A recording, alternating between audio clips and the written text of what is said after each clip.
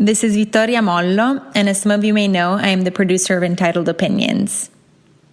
The following conversation between Professor Robert Harrison and Christopher Watkin was recorded on January 31st, before the closure of KZSU due to the coronavirus pandemic.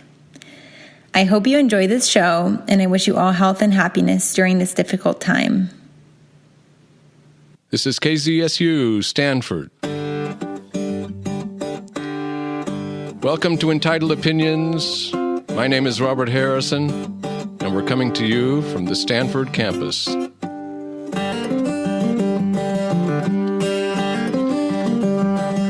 That's right, the Stanford campus, where 5 little steps at the back of some academic building lead you down into the underworld of KZSU.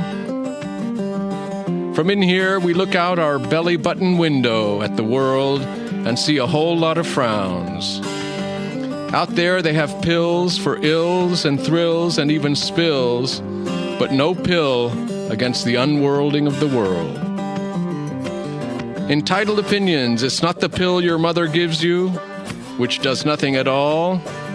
It's the pill that makes her 10 feet tall. That's why she takes it when you're not around.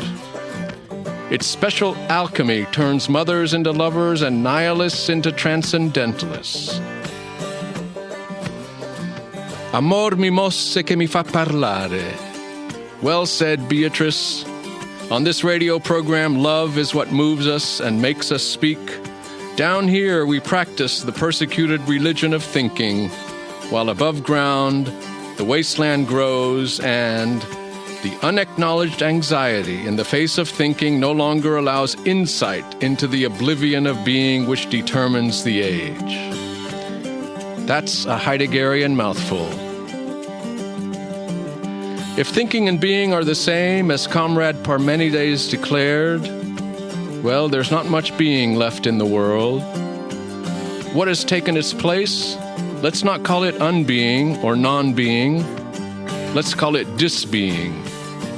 The oblivion of being is the disbeing of beings. So you better stay down here with us, friends. Down here we have no anxiety in the face of thinking. Speaking of thinking, we have a show today about one of the great thinkers of the post-war generation. I mean my friend and one-time Stanford colleague Michel Serres, the French philosopher, author of over 60 books, who passed away last year in June 2019. A decade or so ago, I did 2 shows with Serres on Entitled Opinions. The conversations were in French because Serres never managed to inhabit or adopt the English language as his own. His thinking was at home in Latin, Greek, and French, and he did love Italian, but English was too Germanic and foreign for him. He's been widely translated, however, and here are a few Serresian thoughts for you, a choice appetizer for the show to follow. Quote, "Contingency means common tangency. In it, the world and the body intersect and caress each other. I do not wish to call the place in which I live a medium. I prefer to say that things mingle with each other and that I am no exception. I mix with the world, which mixes with me." Second quote, "One could say that someone cheats and deceives because he wants to win. So the first attribute of God is indifference to winning. Detach yourself from notions of winning or losing, be indifferent to victory or loss, and you will enter into science and thought." A message for our fellow Americans. Last quote, "Information is becoming our primary and universal addiction." I mentioned that Michel Serres was a friend and colleague of mine. For almost 30 years, he would come to Stanford for 2 5-week stints a year. I became friends with him early on, and had I not met him when I did, I might not have written the kinds of books that I went on to author.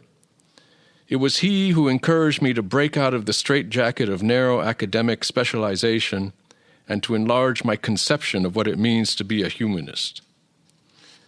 My first book, which I was close to finishing when I arrived at Stanford, offered an intensive textual analysis of Dante's early work, the Vita Nuova. Once I became friends with Serres and took to heart his invitation to open my horizons, I immediately embarked on a very different kind of book, a history of forests in the Western imagination from the Epic of Gilgamesh to our own day. That book, Forests, The Shadow of Civilization, published in 1992, is dedicated to Serres, yet he managed to beat me to the punch because just before Forests came out, I received a copy of his book, The Natural Contract, which, to my great surprise, Serres had dedicated to me. The dedication, with a quote from Livy, casu quodam in silvis natus, was for me a far bigger deal than the publication of Forests a month or two later. And the rest, as they say, is history. Serres had a prose style as well as a style of thinking that were inimitable. He's the only professor at Stanford whom I can remember whose seminars were regularly attended by other faculty members. There was an Orphic as well as a Pentecostal quality about them. And I borrow this term Pentecostal from my friend and colleague Pierre Saint-Amand, who attended many of Michel Serres' seminars in the early years before Pierre went on to Brown University from Stanford. In any case, with Serres, one had the impression at times that something was speaking through him, that he was a medium through which deep, long-buried sources of knowledge and wisdom came up from the depths or rained down from the sky, as the case may be. It was very close to what Hannah Arendt, with reference to Heidegger's teaching in the 1920s, called passionate thinking. Whether he was teaching literary works or the origins of geometry, you could be sure that Serres would bring together religion and ancient history, anthropology and mathematics, law and literature. He had a wholly new way of reading philosophy, literature, and the tradition in general. Those of us who were drawn to his seminars had a thirst for complexity. The French theory heads of the time had a thirst for obscurity, which is something quite different than complexity. And if the truth be told, the theory heads didn't really know what to make of Serres, precisely because of his complexity. In the heyday of deconstruction, Serres taught us that textualization leads to inanition. The surest way to zombify philosophy, literature, or science is to textualize them. He taught by counterexample how to bring into play a heterogeneous plurality of discourses and perspectives. He showed by counterexample that written works are not folded in upon themselves, but contain unsuspected strata of historical and scientific knowledge, of cultural legacies and practices. So the overriding aim of his teaching, as well as his writings, was to let the dense, recessive background of an author, text, or tradition become apparent. When I say background, I don't mean context. I mean the epistemic life worlds and savoir that inform the matter at hand. Serres provided us with a model of complexity for which the word interdisciplinarity does not do justice. One could call it a new encyclopedianism, but I prefer to call it by a term that he himself coined in his book Genèse, or Genesis, and that term is diversalism. Serres' concept of diversalism is not opposed to universalism, but represents a very different declension of it than the German metaphysical one, a declension that finds universality in multiplicity rather than unity, contingency rather than necessity, and singularity rather than generality. Diversalism is the confluence of different streams of knowledge and the very lifeblood of complexity, that is to say, the lifeblood of human culture itself. I'm happy to be joined in the studio today by someone who has just finished writing a book about Michel Serres, a book that will be published a few months from now.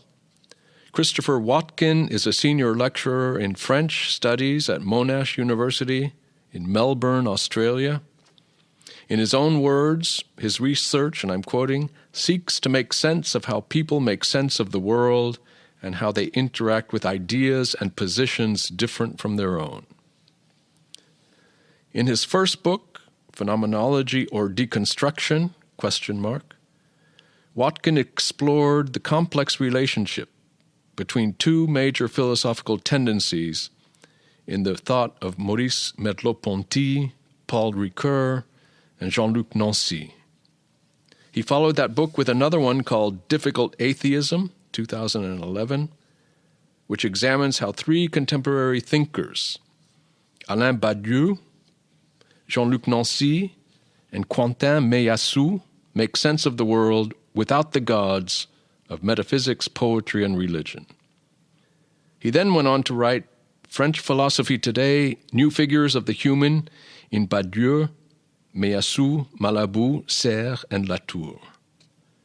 And then comes the book that interests us here today, Michel Serres, Figures of Thought, which is the first systematic treatment in English of this major 20th and 21st century philosopher whose cross-disciplinary work finds complex northwest passages between the sciences, humanities, and arts.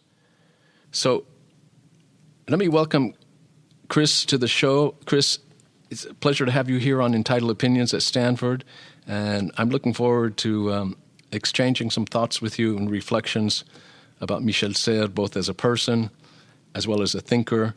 And I know that you never met him personally, but you did discover him really through his writings, and you felt that this was a figure that was rather scandalously underrepresented in the general panorama of French intellectuals of the post-war period in France. So can you tell us how you came to discover Michel and what you find so salient about his thinking? Yeah, thank you, Robert. Let me begin just by saying what a joy it is for me to be here today with you. Thank you so much for arranging this. Thank you also to Victoria for helming the show. I came to Michel Serres by something of an embarrassing and circuitous route, really. I was writing this book on French philosophy today, and I was looking for a thinker who understood what it means to be human, not in terms of a particular capacity that we possess, whether it's rational thought or language use. For reasons that I explain in the book, I find that position particularly dangerous and fraught with problems. And I stumbled across Michel Serres' grand récit de l'univers, this idea he has of the universe having a great story that begins with the Big Bang and goes through a series of bifurcations. He uses the image of a branching, a rameau, a series of twists and turns to get to the present day. And one thing that attracted me to Serres was the way in which he places the human within that story. So we understand ourselves not in terms of particular capacities that we possess, but in terms of our place in this wider story. And so that was, in a sense, the extent of my use of him for that book. And it's one of those things that it's very hard to put one's finger on. The French, of course, have the beautiful saying, the je ne sais quoi of Serres, that meant that I couldn't leave him there. I've tried to reflect since to reconstruct what it was that drew me to write the only book I've ever written on a single author, or have the intention of ever writing on a single author, on Serres. I think partly it was the grandeur of his vision, that his attempt to incorporate and articulate a huge variety of disciplinary perspectives, a huge time frame in his thought. I have to confess that I was attracted to the fact that there is, precisely as you said in the introduction, no Serresianism. He has no brand, no logo. And he never wanted to. Exactly. And I found that incredibly refreshing. I love the fact that he published with the publishing house Le Pommier. He didn't scramble for the big, renowned academic publishers that we're all pressured to hanker after by our respective institutions.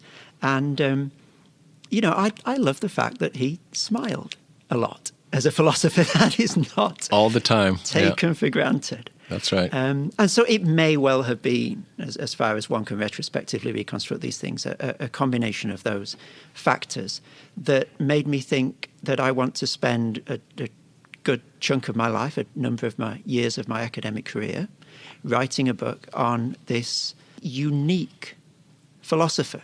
I think that the one thing I'd add to what I've said is that when I read him, I really did get the sense that I've very rarely had, reading any philosopher, that this is new ground that is being ploughed. This is not a recycling of philosophical commonplaces given a new sort of twist and buffed up and shone. But Serres really was doing something that no one else, that I'd come across at least, had even got close to. And I wanted to try and find out for myself and then to communicate as well as I could to other people what it was. He was technically a philosopher. He got his degree in philosophy, yet he was also very steeped in mathematics, and he had a scientific education. And he had a mastery of the history of science that very few philosophers of his generation do have. And I think that it might be the fluent way in which he could incorporate different knowledges, or savoir in French, in the plural, coming from all these different spheres, and have what, from the 20th century intellectual historical perspective, seems to be a very retrogressive ambition as a philosopher, namely synthesis rather than analysis. All this in the context of high French theory in the 70s, 80s, and even 90s, which was hyperbolically analytical and deconstructive, no? Absolutely.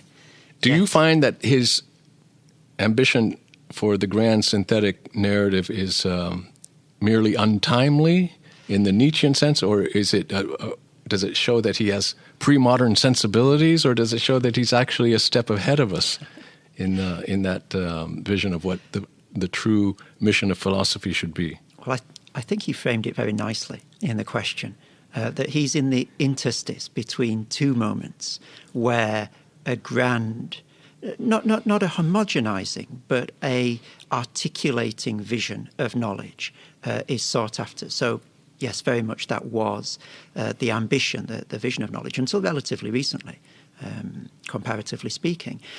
And I think, as you alluded to in the question, we're also coming into a period now where, both institutionally and intellectually, we're being nudged towards what tends rather clumsily to be called interdisciplinarity. Right. And I think what Serres does is he very astutely brackets all the buzz around interdisciplinarity and shows us a much deeper, more organic, more authentic way of threading different bodies of knowledge together. I think what we tend to do under the banner of interdisciplinarity is rather sort of ham-fisted ways of finding anything that two disciplines have in common and then trying to build something out of it. That is very much not what Serres is doing. In the book, I talk about how he has what he calls a global intuition, a way of inhabiting and understanding and experiencing the world that lends itself to seeing knowledge as one ocean rather than as a series of enclosures, each with its own owner who's trying to keep everybody else off their land. So it's with Serres, it's organic, it's deep. Right. No, I agree entirely with that account of what's at work in his oeuvre. What I'm curious about your opinion on is whether his manner of going about telling that larger story, that omnicultural story, to use your term, is one that does the best possible job of communicating how everything hangs together. I know that you're a fan of his style of writing, and I would like you to do a kind of apologia for that style, because I have a lot of people that I know, friends and otherwise just academic colleagues, who find his style of writing off-putting, grandstanding, too self-complacently aesthetic, and that he doesn't make enough concessions to the prose of argumentation and logical connections and so forth. So I would love to hear you speak a little bit about the style, the very unique idiosyncratic style in which all his books come to us. I have heard and in the book engage with these critiques of Serres. He has been accused of writing poetically, as if that were a crime. And I think what puts off a lot of people tells you a lot about the intellectual moment in which we live, that there's a set of conventions for how one is expected to write philosophically, that really he's fundamentally challenging. So in the first chapter of the book, I talk about the difference between the line, the Cartesian chain, leading inexorably from one point to another until it reaches a final conclusion, as opposed to the Serresian web, where one tabulates and moves between different nodes in a network. Yeah, I think he called that réseau, That's correct. The kind of network. It's not a network. Réseau is It can be a web or a network. A web yes. or... Yeah. And I think the question that I'd want to ask of people who reject him because of his style is, if that is where he's coming from, how would one expect him to try to communicate that? You know, do you pour the new wine, so to speak, of this interconnected, networked Leibnizian view of the world into the old wineskins of Cartesian style, in which case there'd be another accusation that I think would come his way, which would be that his style undermines what he's trying to say. You're claiming one thing about the world, and yet you're writing in a very different register, almost as if, to use a rather banal example, one were to say, I cannot speak English, or I cannot breathe. The very saying of it undermines what it is one is trying to say. And so I think part of it is avoiding that tension between the what of what he's saying and the how of it. Another thing that's particularly relevant to Serres, I think, when it comes to understanding his style, is that he's not seeking merely to communicate information to us. That is not what he's about in his writing. There's one moment that I found incredibly helpful in writing the book, where he says in a conversation with Bruno Latour that he's not seeking always simply to be right, but to body forth, to speak about what he calls a global intuition, profound and sensible. And I think to invite the reader into that intuition of the world. So not to fill our heads with facts about the world, but to try and inculcate in us, to rhythm us into a way of being in the world. And part of the way that one does that is through a particular style of writing, the way that one uses language to create rhythms and patterns and resonances and foldings that help the reader to understand what it means to inhabit this world, not only intellectually, but also somatically, corporeally. And I think if he didn't have the style that he did, he would be able to do that much less comprehensively.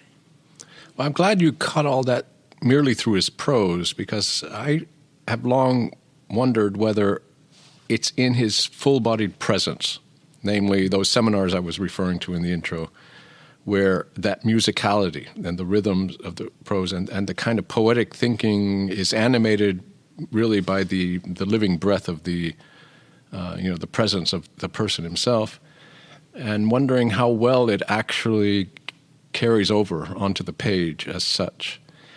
And having been his interlocutor for over 2 decades, he's told me several times that he also believes that real communication has to hide the message, not to reveal the message. Otherwise, it gets worn down and it gets consumed. And therefore, there seems to be also a deliberate hiding of what would we call it, cognitive content of a particular thinking would be. And I can understand that poetry derives a lot of its power through concealment as much as through revelation.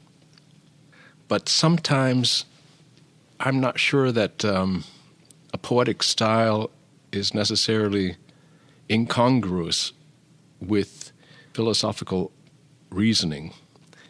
I think Michel Foucault was a very beautiful lyrical writer. I mean, you could not find better passages of prose in post-war French philosophy than some of Michel Foucault's paragraphs. I think even Derrida, whom I'm not a big fan of, really sometimes soars in his prose. And yet there is this allegiance to concepts and so forth. Now, Michel, and here we're going back to the title of your book. You call it, Michel Serres, Figures of Thinking. And I take it by that you mean that he does prefer to think through figures rather than through concepts. Do I get that right? Yes, that's right. In his particular understanding of figures. Yeah.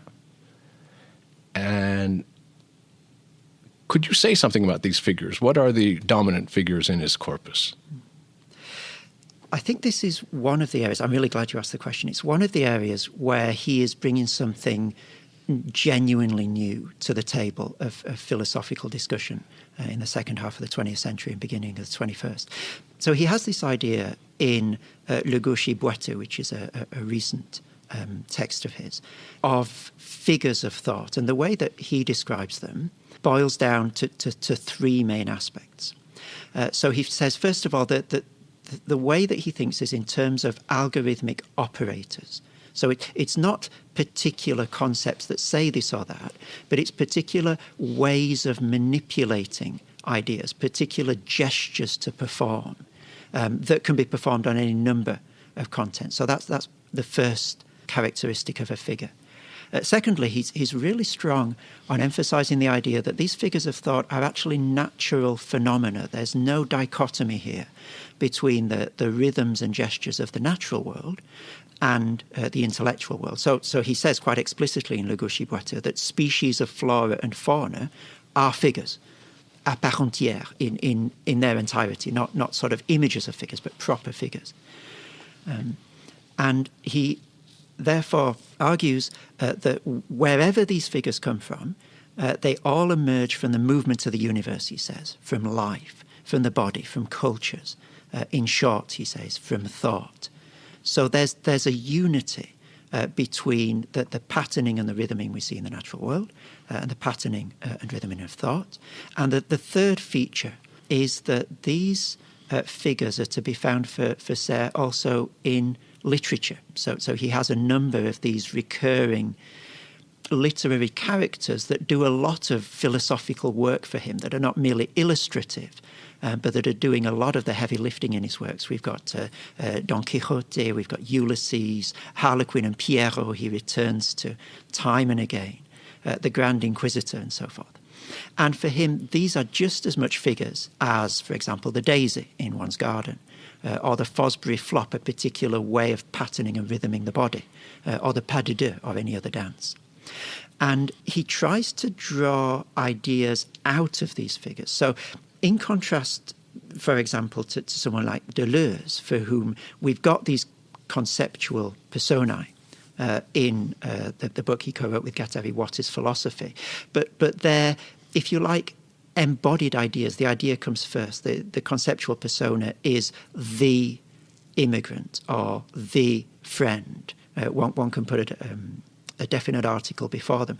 For Serres, it is very much the character, the figure that comes first. And one can reductively draw from that figure, from Harlequin and Pierrot, for example, philosophical ideas, but those ideas always remain subservient to the figure. It's the embodiedness, whether we're talking about the embodiment of a literary character or the physical, corporeal embodiment of an idea in the natural world, that's important to Serres. That's what figures have, that ideas and concepts have lost and are therefore less because of it.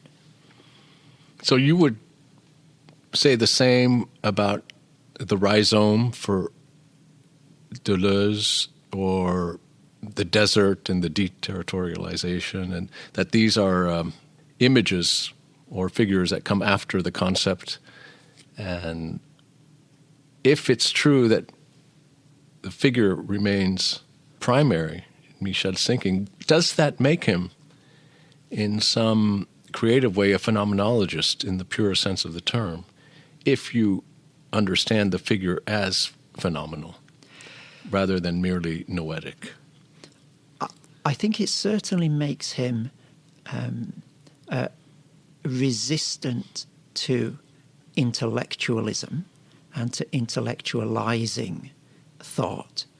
I think that the term that I would choose, and it's perhaps not as far away from phenomenology as one might expect, is he is a materialist thinker. For him, ideas are always embodied. So for example, in one of my chapters, I try and go in some depth into the idea that he has that all code is material and all material is coded. So we've already gone too far and made a false dichotomy when we try and separate concepts off from embodiment.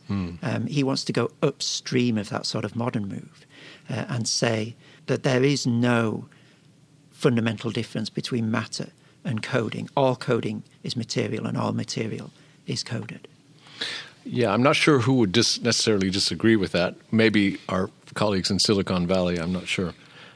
So what about this heavy emphasis on communication that you have in the earlier part of Michel's career, especially with the 5-volume Hermes being the god of the messenger, and you have a whole chapter, I believe, in your forthcoming book on communication, and you do believe that idea of communication is all-encompassing in a certain way, as an approach to Serres.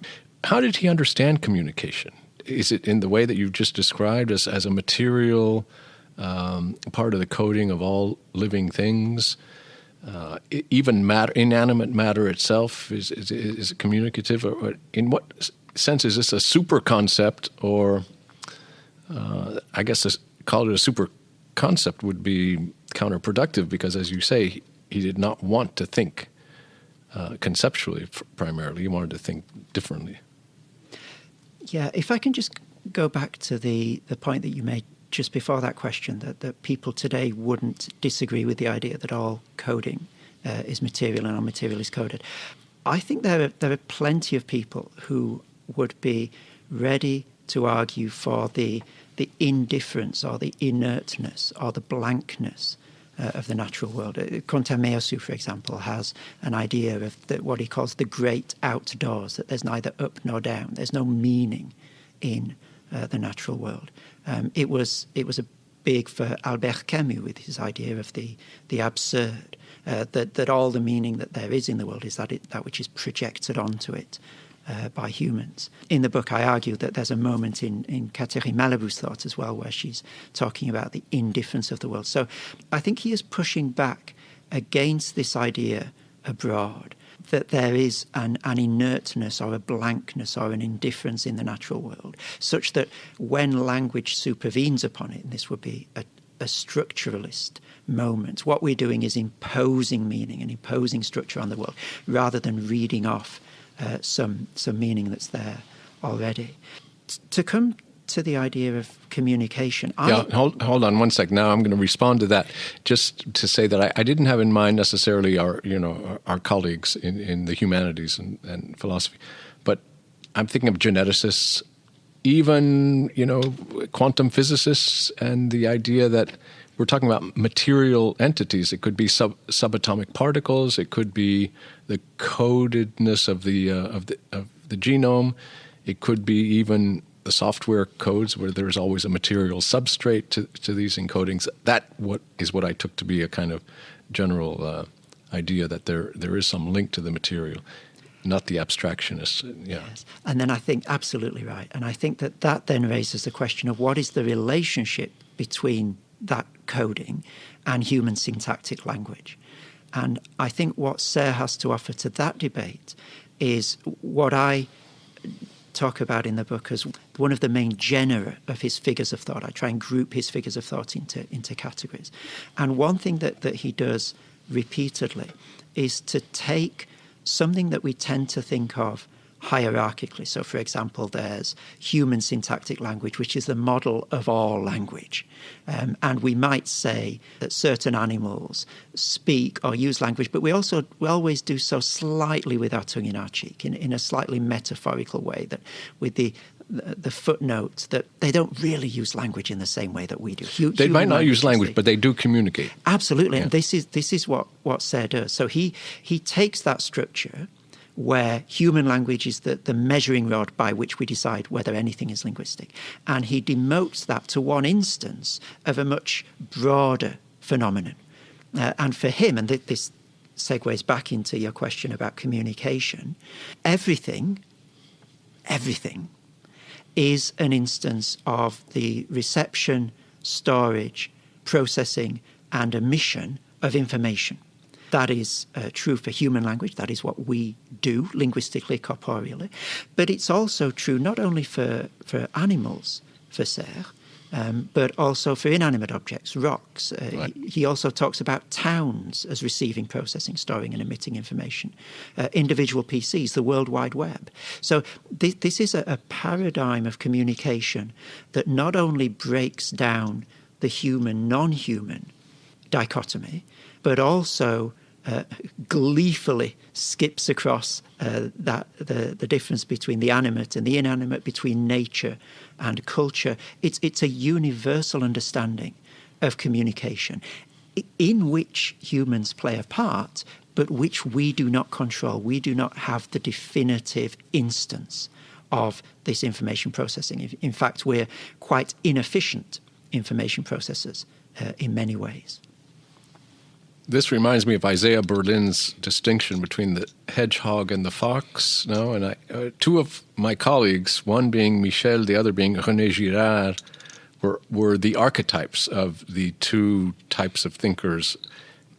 René Girard being the hedgehog who had one big idea and kept probing and digging and getting to that one idea. Michel being the ultimate fox who goes wandering around, and therefore interconnecting, going through different realms to find the messages that are being communicated across different domains. So he has that certain lightness, and it was also in his very persona, even in his gait, the manner of not only of thinking but also of walking and of doing, and there was a certain kind of divine lightness in the touch and the movement. And perhaps that is also another reason why you don't have a distinct school of Serresian thinking. Not that he ever wanted one. On the contrary, that's another thing.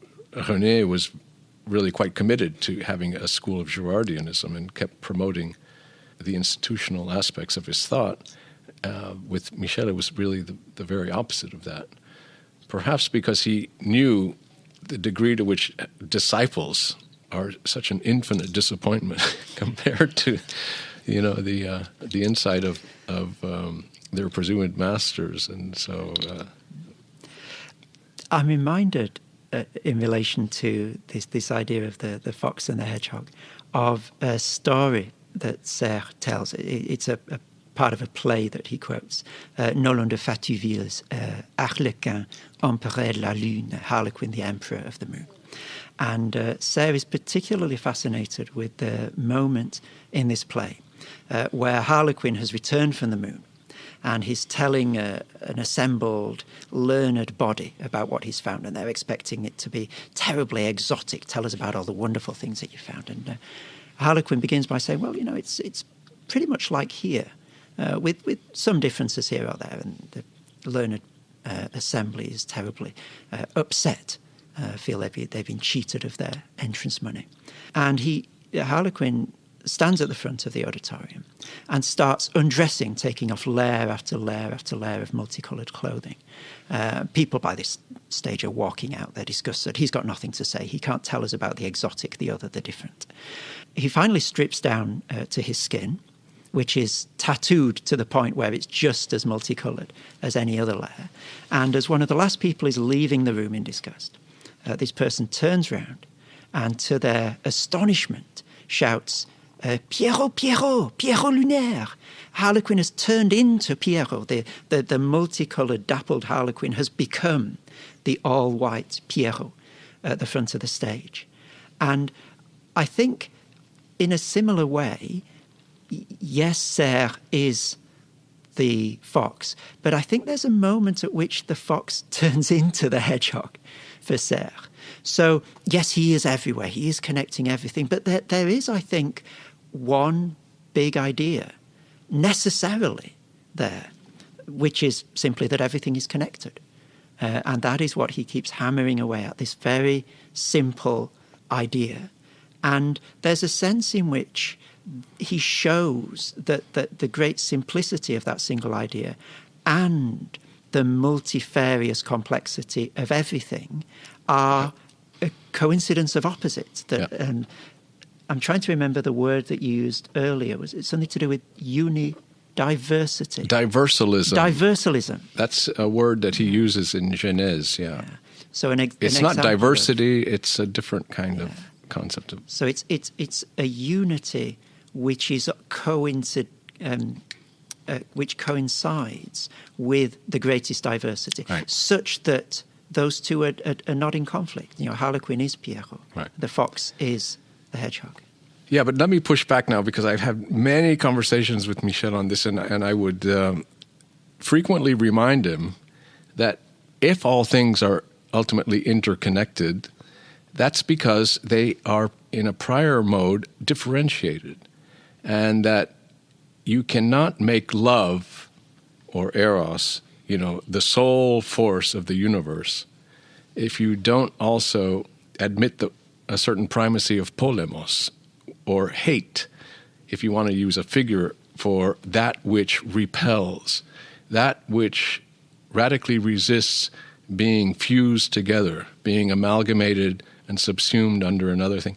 That the force of differentiation, of separation, and splitting apart and remaining apart, if there were not this priorly existing vast diversity, and what the principle of that diversity is, namely repelling rather than attracting, then you could not interconnect things.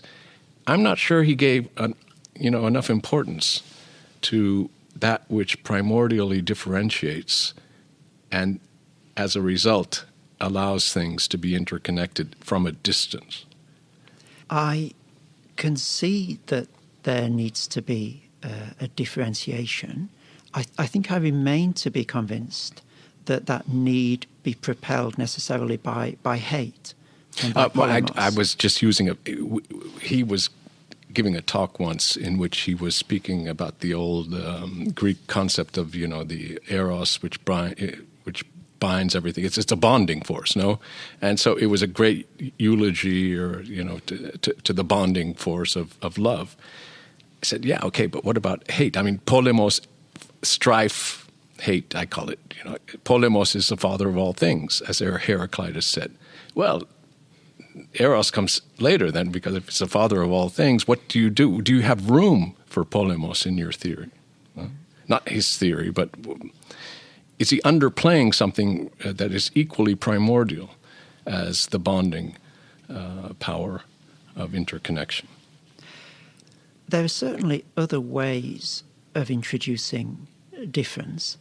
The Christian Trinity comes to mind as one example of a way of differentiating that doesn't, at least within that theological frame, rely on hatred or resentment. No, it has love, because exactly, love itself is differentiating in order that the three persons of the Trinity might exist in love. So I don't know what he would say about. I know what he would say. He said, tu as raison. He would say, you're right, but that's all, what can I do? I'm more interested in love than polemos. I mean, he didn't care about defending, his thesis in that way, but in that sense, it was always very seductive and charming to not find someone who was not at all feeling that he had to defend a thesis or, a principle. And that is incredibly attractive about him, isn't it? I think it's one of the things that once I began reading him, really kept me, so to speak, in the tractor beam of his thought, that he's not always staking out his territory in contradistinction to someone else. He very rarely names his antagonists. He does have them, but he very rarely names them. Descartes, in the Leibniz book, being a notable exception to that. And all of these German-loving French philosophers, no? He had a kind of suppressed animus against the idolatry of the German metaphysicians among his compatriots, Jean-Paul Sartre and the others, and Derrida. well, he certainly finds any philosophy that relies upon difference and analysis to be profoundly misguided, right. Certainly. And he's got this wonderful moment where he doesn't name Merleau-Ponty, but it's clear that it's Merleau-Ponty. And he talks about the philosopher sitting in his nice cloistered room, looking through the window at the apple tree outside and pontificating upon the tree without deigning to descend the stairs and go out and actually touch it and smell it and feel it, or even, God forbid, eat one of the apples. Right. And so he has certainly, his thought does define itself in relation to other approaches, but he's not always banging on about it. He's content to set his own table, let us eat at his banquet, and then as we sort of go home brushing the crumbs off our shirt afterwards, to think about how he relates to other thinkers. So if one were to ask, and I've been asked several times, I don't know anything about Michel Serres, what should I read of his? Highly embarrassing question, because he's the author of over 60 books, and you say, which one do I mean, now, once your book comes out, I will say, why don't you go read Christopher Watkin's book on Michel Serres, and then you get a sense of the multifaceted nature of the work as a whole, and then you can go and read him. But if you were to naively answer a question like that from someone who is not necessarily an academic, but someone who wants to find out what is the importance of this thinker, and what could such a reader read most profitably in your view? I would definitely say to people, don't read my book without reading Serres. So I don't write like Serres writes, nor do I think a book on Serres should be written in the way that Serres writes. That would be terrible. And therefore, in order to understand him, I think one does need to read him. Use my book as a springboard to get into Serres. If the person who were asking me were in the arts and humanities, sort of engaged in thinking about those social questions, I think a great place for them to start, certainly in our contemporary cultural moment, with all the terrible news that we're getting week upon week now about the climate crisis, would be to have a look at the natural contract and the way in which Serres, at a very deep level, rewires ecological debates. He was always very particular about saying the natural contract is not a book about ecology, He said it's a book about law. And weaving law into the natural world and running with this idea that we need to make some sort of contract with nature, I think is a very powerful idea, an idea whose time one hopes is coming, if not has already come. So I definitely point people to that. People of a more... I'm pleased with that. It's dedicated to me, so I'm all for it. Absolutely. If people are of a more philosophical disposition, I'd say read The Parasite. Difficult book. Yes, stylistically very dense. It's one of his densest. But if people are familiar with reading 20th century French philosophy, one hopes that they would not be too put off by the style. There's a decent secondary literature on The Parasite, unusually for Serres as well. So if someone's looking to engage in an ongoing conversation about his work from a philosophical point of view, I think The Parasite is one of the best places to start. If people seriously want to understand Serres, this is not now your general reader, but if it's someone really wants to get a handle on Serres, I'm afraid the bad news is we really do need to read the Leibniz book, all 800 pages of it. Have you done so? Yes, I have. A couple of times. And it's a tragedy that it hasn't been translated yet.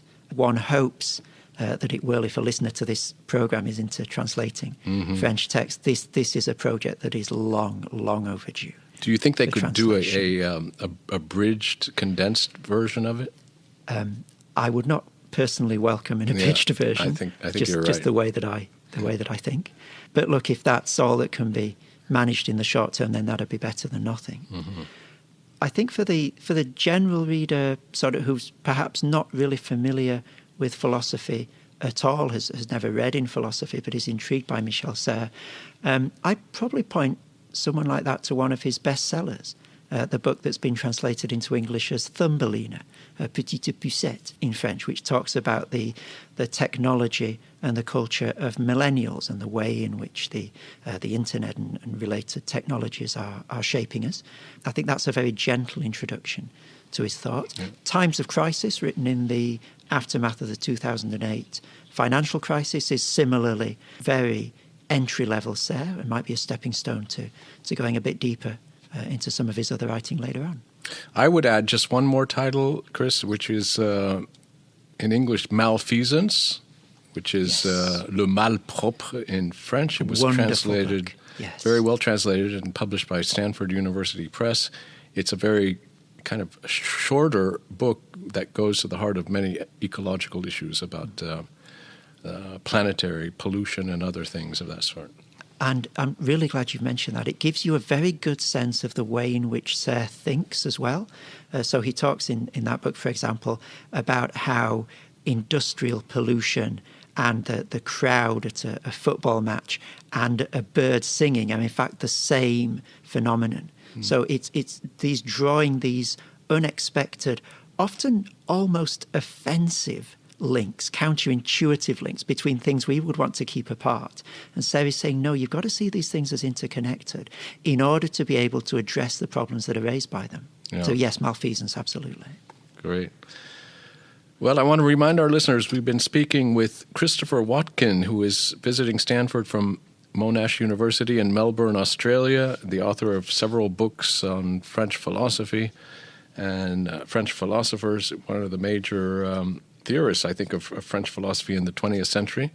Very happy to have him on Entitled Opinions, and he is the author of a forthcoming book that we've been talking about this hour on Michel Serres, The Figures of Thinking.